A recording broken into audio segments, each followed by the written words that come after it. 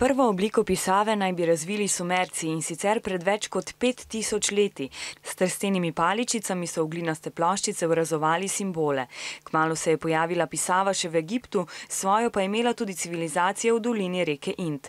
Po svetu se je kaj hitro razvilo več vrst pisav, med njimi tudi naša, tako imenovana latinica. Pisava mi je všeč, ker je enostavna in ima težkih pismen, ki bi si jih mogla posebej še učiti. Všeč mi je oblika pa te vijuge pri pisanih črkah. Pisanje na roko je nekaterim v veselje, drugim pa bolj v nadlogo, vendar strokovnjaki pravijo, da močno vpliva na razvoj možganov. Pri pisanju in branju namreč sodeluje večji del možganov kot pri tipkanju.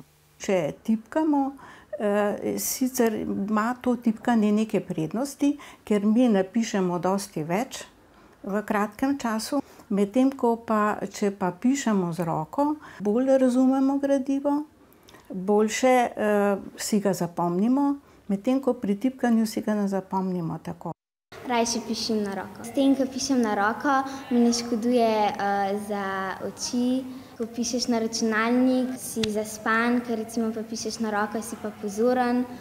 Raje pišem na računalniku zaradi tega, ker če na roko pišeš, se lahko samo enkrat zmotiš, ker z računalnikom pa lahko popraviš večkrat. Morda bi na računalnik hitreje zabeležili več učne snovi, vendar bi s tipkovnico težko čečkali po zadnjih straneh zvezkov ali med poukom napisali sporočilce simpatiji.